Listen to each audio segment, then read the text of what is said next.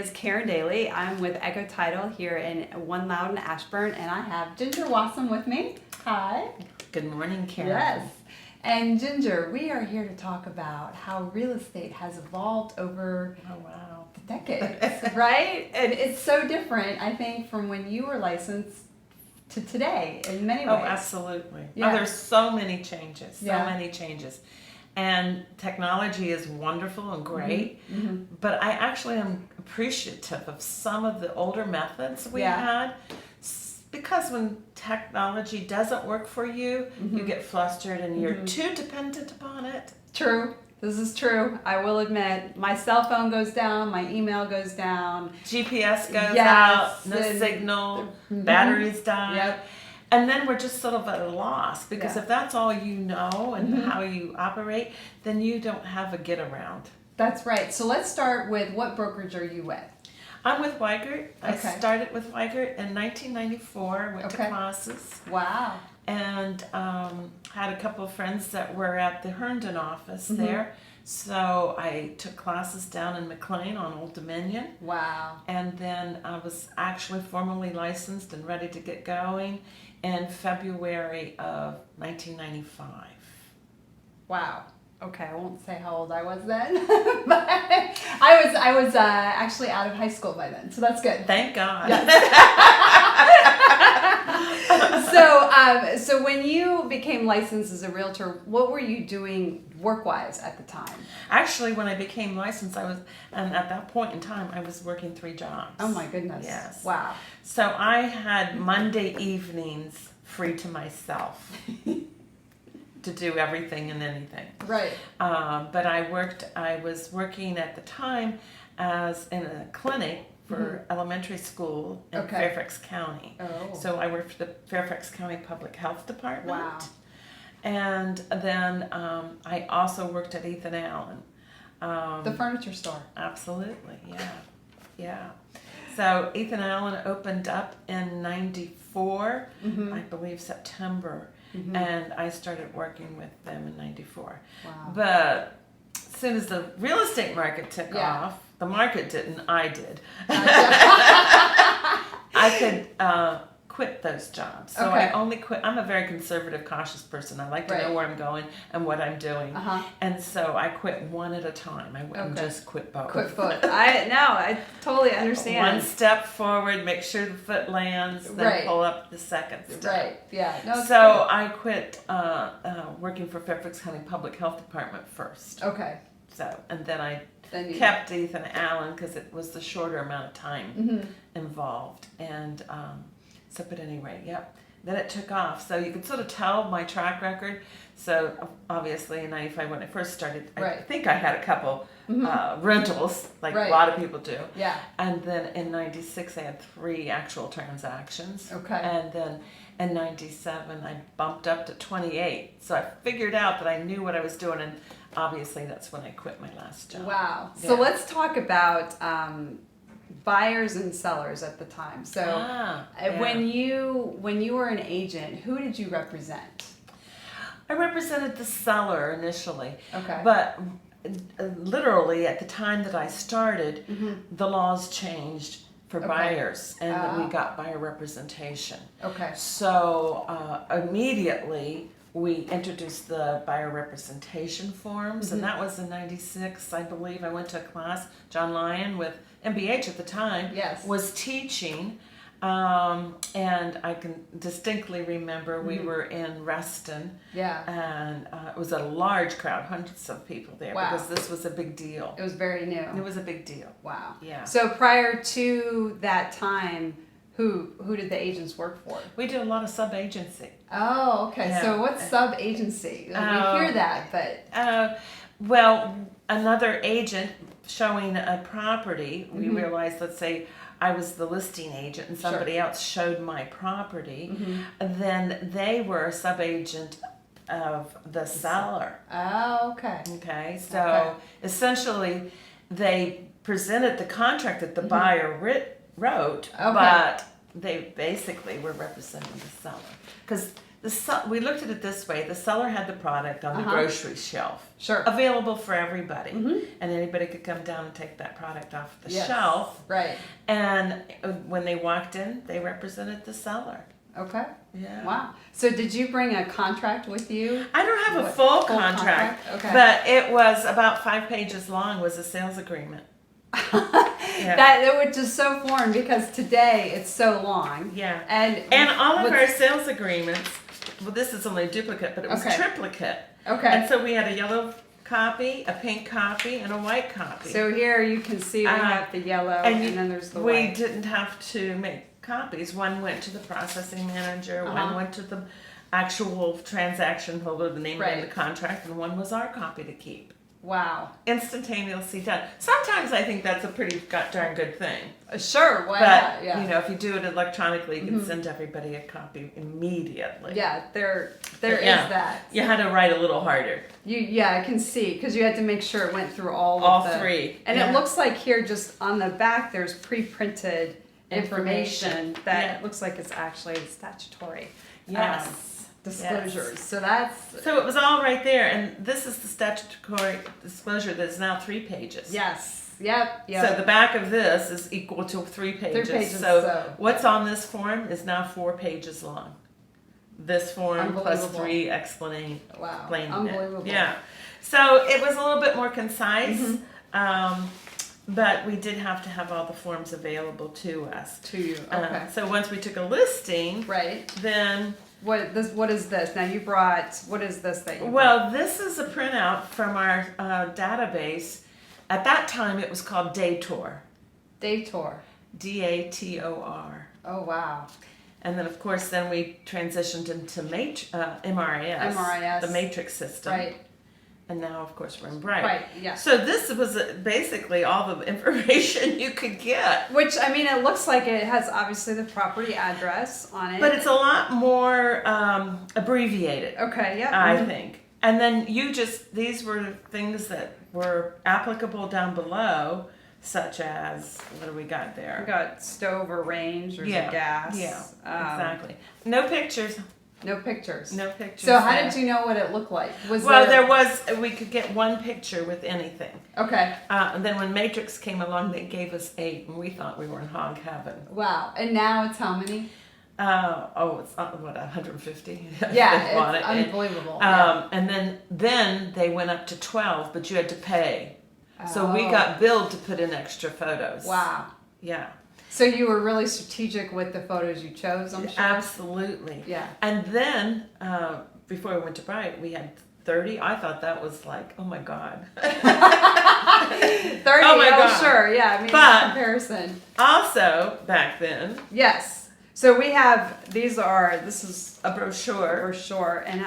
And the pictures. So just so you can see, right? It's not printed on the page. What did you do? We all had cameras. We all not film like crazy. Sure. When we went to a property, you'd have to take 8, 10, 12 photos of just the exterior and run to the Photoshop, get them developed, and then hope that you got one great one. Because there was nothing that we could see instantaneously. Right, like now we have digital So camera. I have film that there was probably 12 of them look crappy and you picked out your best. Then you had like 20 or 30 copies made of it, and then you went back and pasted them onto paper, which you then took where? To a printer, or is this how you just This is just how we handed it out. We copied a lot of information, put it together, and we had photos literally glued to the front of the brochure. So on this one, it looks like you had the floor plan. Oh yeah, which is pretty cool. I have files and files and files of floor plans. Now this is interesting, which I think will go with another little demonstration that you brought here. So on the back, in one of the brochures, it has the map of the area, and there are certain numbers, right? So tell us about the map and these numbers. And so a lot of people today are, Thompson Brothers maps came after this. These were called ATC maps. Okay. And so in it, this thing is so battered and torn. It is. It got a lot of use, I can tell. Oh, it is. Yeah. But here we go. Here's Dulles Airport in Herndon. But we'd all know, 10-1 was almost always the town of Herndon. Gotcha. And then there was the areas 10-2, 10-4, 10-3. So we put it in as the area. So today, I know a lot of agents skip over those fields, which they allow us to do. It's optional now. But back then, we were really guided by that. Wow. Yeah. Yeah. But we didn't have GPSs. We That's didn't have true. navigation systems in our car. We didn't have maps on an app in our phone. So we all carried around these, which is why it's tattered and torn. And so I was telling Ginger when I first moved here, this was like early 2000 before the boom hit, in order to find my way around, right? I bought one of these books, and let me tell you, these books are awesome. Yeah, incredible. Awesome. And the nice thing was, I mean, they did have a street lookup. Yeah. And then it would tell you the coordinates, and then you go to the page and go to the coordinates, and then you could get there. And then you go, okay, if I want to go from here to here, you would, it was like putting a puzzle together. Yeah, so to go out showing buyers and figure out where you pull out all the printouts that were applicable, and then you'd go to your map book, and then you would plot it out, and you put them in order, and out you go. Now we have systems and programs that do it all for us. Yeah. So I like that, but boy, when I get out in the country somewhere and you don't get a signal, I have kept this in my car ever since, and this is 1991 publication. Wow. So. That's going to be historical eventually. Eventually. One of those, things. And it's just really fun to go back and look, and so each section would have a bigger area for the county, and you could see generally what quadrant you went to. So you go to this page, and then you can go look up all the streets on that page. But I still have it. And we use Supra. What is Supra? Supra was the system for the lock boxes. Now it's Central Lock, and now we have mobile apps. But Supra was the original. Wow. Yeah, they took J batteries. So is that, and you would open that up and the key would be in there? It was still by code. It still had a card to insert, which was, probably pretty advanced at the time. Yeah. But we had codes. So after your buyer saw the house and they're fall in love with it, and they write up the contract on your 5-page contract, which is pretty awesome. How would you present that to the seller? Well, we actually had financial information sheets. Yeah. So, and a lot of times that was about the time period where a lot of listing agents were sort of doing away with it. They were allowing for a lender letter to replace it and depend on the information there. But we actually had financial information sheets that they would fill out, and it would be sort of like the information you give on an application for a rental. Oh, wow. What's your income? Source of income? How long have you been at that job? So that the listing agent could basically look at this financial sheet and summarize in her mind how qualified this buyer would be. So we'd fill that out along with our contract. And then, depending on the market, and in the late 90s, it was still fairly slow. Yeah. We'd have to go physically take that. We could we could fax it, or we could take it. If I received it by a fax, it was a thermal fax. What is a thermal fax? Because we have digital faxes now. Although I do remember fax machines spitting out, paper. Absolutely. I can remember hearing mine at night. Yeah. The phone would ring on it, and then it would just go and go and go. Yeah. That's happened in the early 2000s, but in the 90s it wasn't that hot. So we would actually take it. We would wait outside the house. We give it to the agent and go in and sit in front of the sellers and say, I'm so-and-so, and my clients are blah, blah, blah, blah, blah, and here's our offer, and this is why you should entertain our offer. Right. And then, after I presented the contract, I went out to my car and sat and wait. Oh, wow. Yeah. So a lot of agents sitting in their cars at night in the dark. And we didn't have a cell phone to sit there and occupy our time, going through emails or playing games or who knows what we did. But at any rate, we sat out there and we waited. And then the agent would come to the front door and sort of wave us back in. And we'd come in, and either they'd say yay or nay. Wow. And if it was a really good property and I knew there was another offer on it, so even in the slow times in the late 90s, if it was a really good property, the same holds true today. Right. You have There's multiple offers. Many people that would be interested. And so they would call us in, and we'd have our buyers actually in their car sitting out there too, because if we needed to have something crossed, Right. dotted, you name it, changed and Right. initialed, we wanted to do it right away. Right. And we didn't have a fax, we didn't have email, we didn't do these Right. things digitally, so we actually literally had them there. Wow. Unbelievable. It's so different now. It's convenient now. Yeah, It's a time it's saver. very- It's convenient. And the other thing is that when we would fax and refax counter offers, Yes. they kept shrinking until they were almost solid black.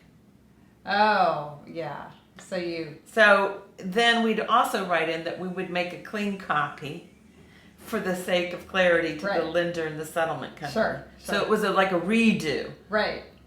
Interesting. So Yeah. did you have home inspections also? Oh yeah.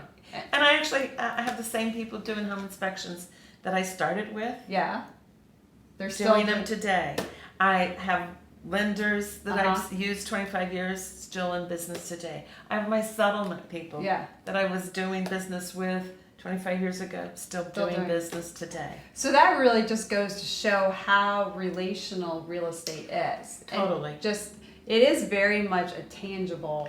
It's Process. very tangible. Yeah. And it's the face-to-face. As much as we do videos today and we have all these Instagrams and all that, which, we all have to keep up with. Sure. Frankly, it is the face-to-face that is the longest enduring, loyal Right. type of relationship that you can depend on. And for that, then you get your multiple transactions. And, some families that I did business with back then, I've had 8 to 10 transactions with Wow. over the course of time. I've sold the same house maybe 3 times. It's like I am the agent for the house, Right. not for the people, The not the house. Yeah. That's amazing. If the house could talk. Yes, the stories it could tell. Yes, Right, yes. right. So, but anyway, it's a real comfortable feeling to Uh-huh. know that you have that kind of relationship. And so, if there's one thing that I can say, that we tend to get less personal in a digital age, Yes. that I would say the thing that works the best is being personal. Just being personal. And that's really good because MVAR, the theme is evolve, change your mindset. But the core part, I think, that we need to remember with real estate, which you really highlighted, is that it is a very personal, relational industry. And we need to keep that in mind, Absolutely. regardless of the tools that we use. Right. The Yeah. tools just facilitate. Yes. And they facilitate and help us keep that personal relationship. Yes. Yes. But you've got to reach out and touch someone, as the saying goes. Exactly. Occasionally. Yes. Indeed. And not to forget that, because it's so very important. Yes. It's just like if you haven't seen a friend in a long, long time, Mm-hmm. when you first see them and you just say, "Oh my gosh, that's so and so. I see her walking down the street," and you yell, "Hey, Jay!" Yeah. You're going to get together. You run across the street Yes. and you give them a big hug. Yes. Right? Yes. And you got to do that. Yeah. You've got to do the personal touch. Otherwise, people, the world's too busy. They just move on. Right. People move on. Right. They don't remember that you were there. They move on. Right. So I love technology. I mean, I'm more of a technology kind of person to begin with. 'Cause Right. I worked with all kinds of equipment and skill sets Uh-huh. when I got my first degree. Sure. And, that was in chemistry. So all I did was work with machinery and equipment in a lab and Wow. things like that. So I love gadgets. Yes. I love it. So, Yes. I mean, I embrace technology and I Mhm. love to learn new things. And it does make it easier. I think of all the things, how we get pictures today. Yes. How we're doing this today is just phenomenal. It is. That we Phenomenal. could just have this. Sorry for Kodak, but Well, yeah. I mean, things change. So, well, thank you so much, Ginger. well, you're welcome. Absolutely. It was my pleasure. And it's fun to think back how we did this long Uh-huh. time ago. And yet the same basic things hold true. Culture, indeed. Yeah. All right. Well, that's it for now. We'll see you all at the convention. Thanks.